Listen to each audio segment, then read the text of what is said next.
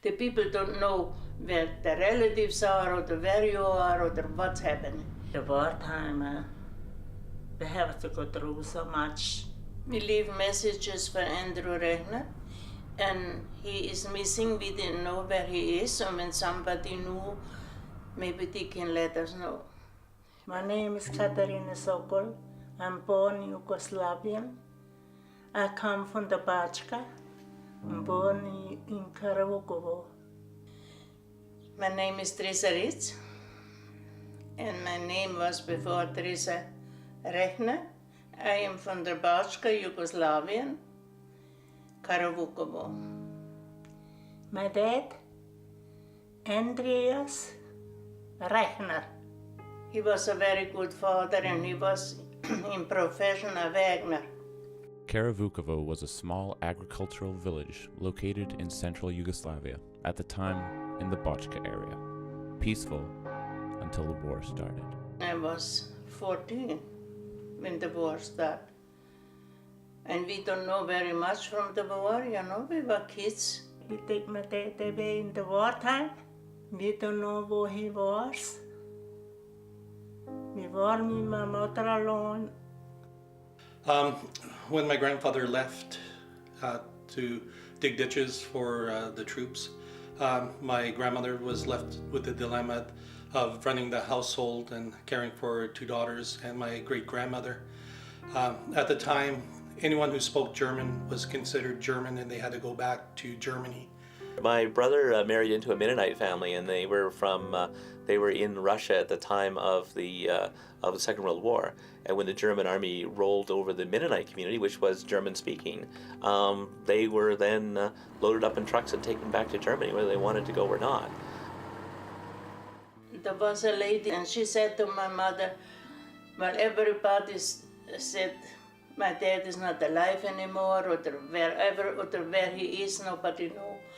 And she said that he is alive and he will come back to us.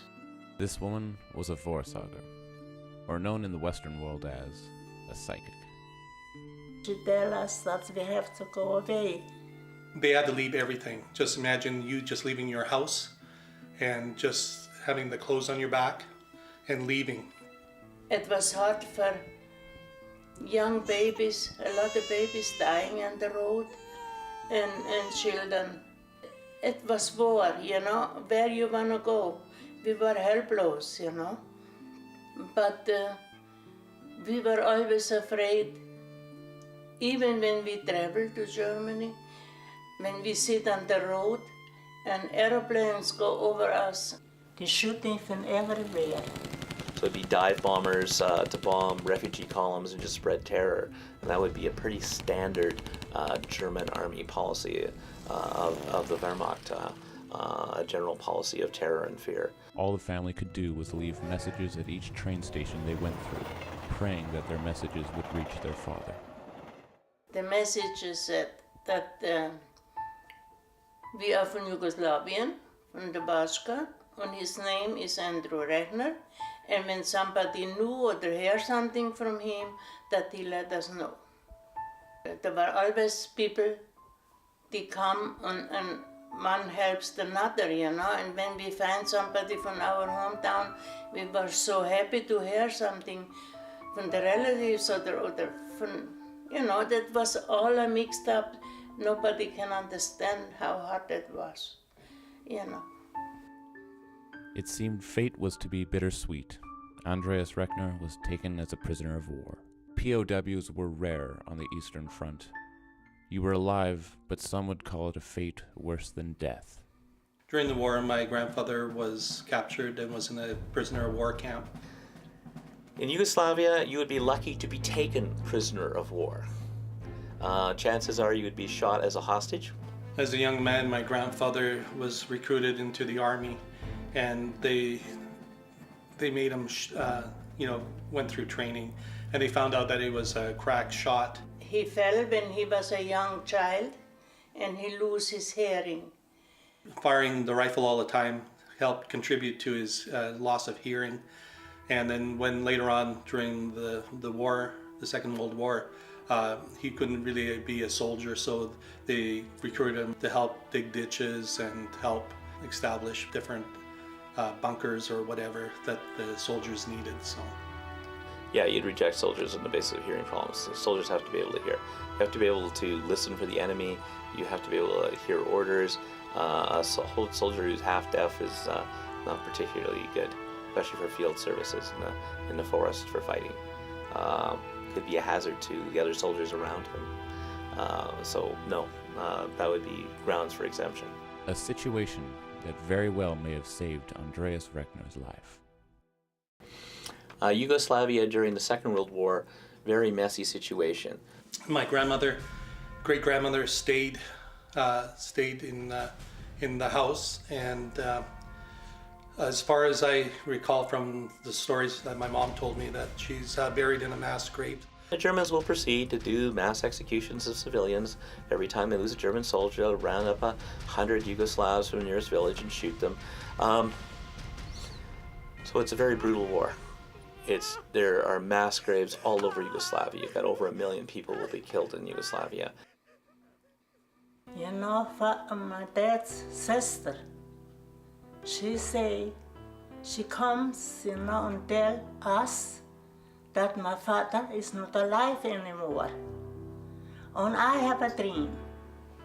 And I dream he is still alive, but he was so skinny and poor looking. But this was a true dream. What a dream.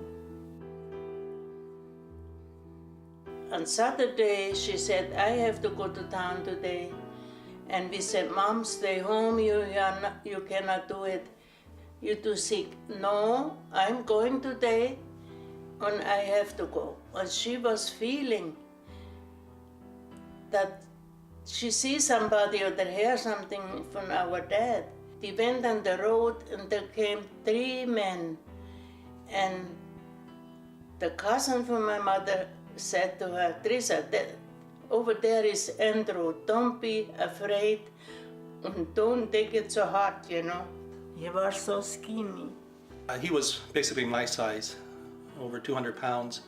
And when he was released and found his way back to my grandmother, he was around 80, 90 pounds.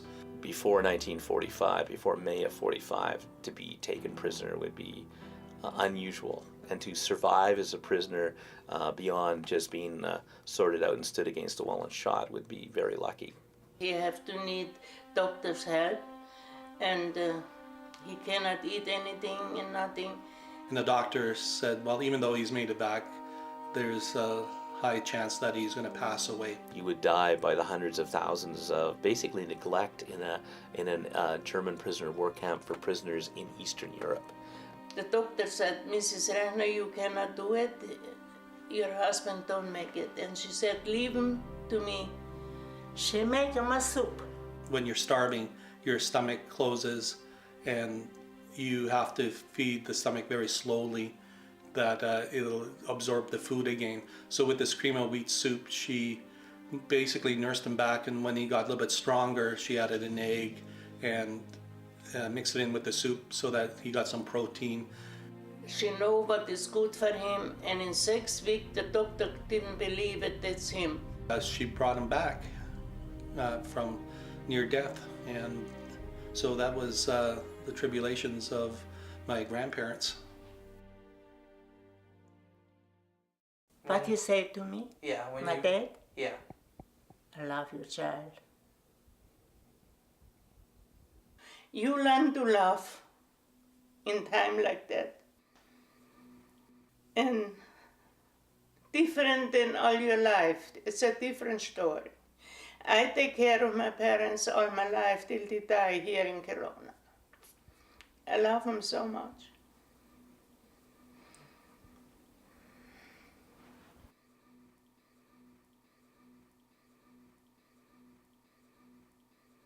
This is my grandfather, Andreas Rechner's favorite song.